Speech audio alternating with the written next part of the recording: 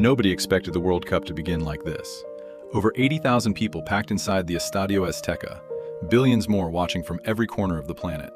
The biggest football tournament in history, the first ever with 48 nations, was finally here, and everyone was ready for a celebration. What they got instead was something nobody had seen in World Cup history. 3 red cards, players losing control, a referee reaching for his pocket again and again, fans in stunned, disbelieving silence, and a match that within 90 minutes became the most talked about World Cup opener in living memory. But what happened next turned this opening match into complete chaos.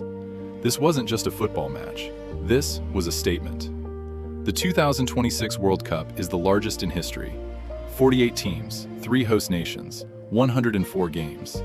And it was all starting here, at the Azteca, the most iconic stadium in Mexican football, the ground where Maradona's Hand of God happened, where Pelé lifted the Jules Rimet trophy, a stadium that breathes history. And Mexico had waited for this moment for a long time. Shakira opened the ceremony. The crowd exploded.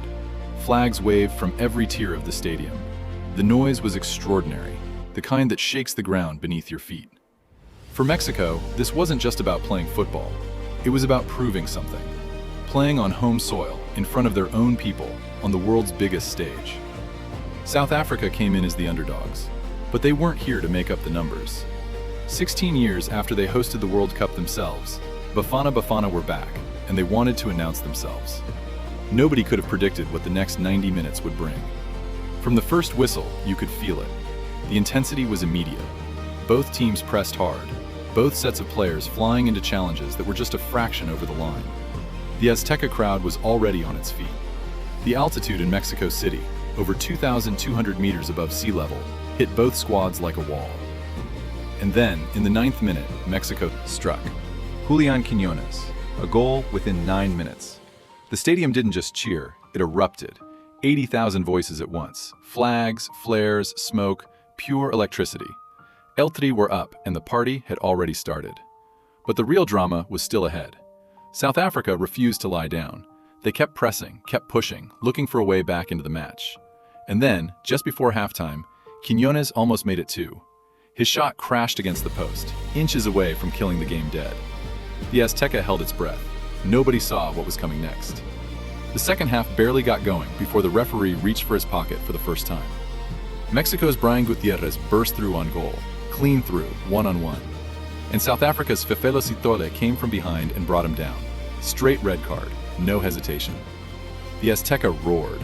South Africa, already a goal down, were now down to 10 men with over 40 minutes still to play. In a World Cup opener, on the grandest stage in football. It only got worse from there. With a man advantage and the crowd behind them, Mexico went for the kill. Raúl Jiménez, the veteran striker, a man who had waited his entire career for this moment, who nearly lost his career altogether after a horrific skull fracture years earlier.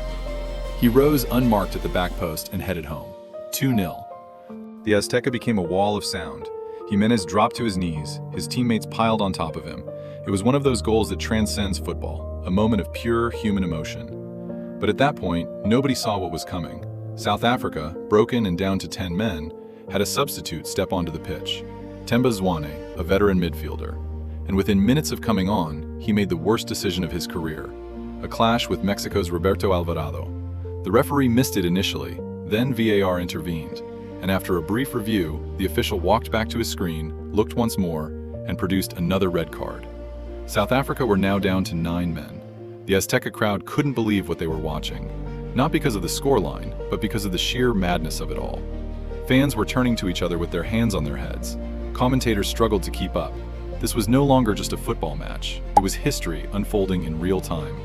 And then Mexico's own captain, Cesar Montes, lost his head.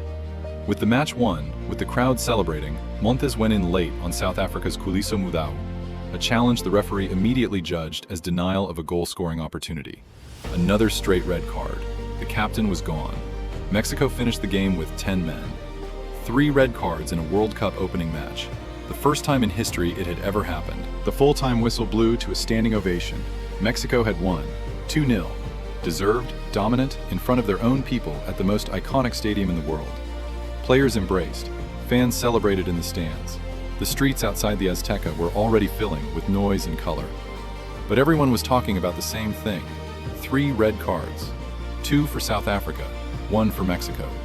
More sendings off than goals.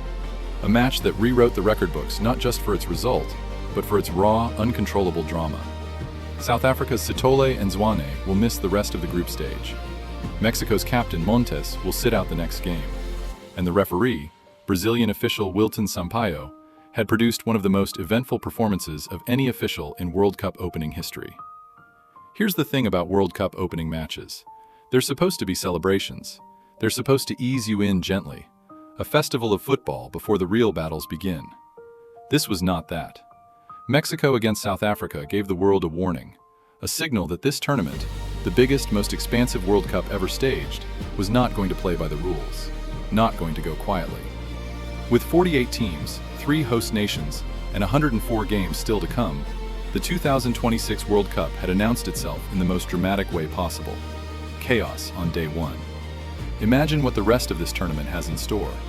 If this is how the World Cup started, imagine what's still to come. Subscribe now, because we'll be covering every major story, controversy, and unforgettable moment from this tournament. You do not want to miss what happens next.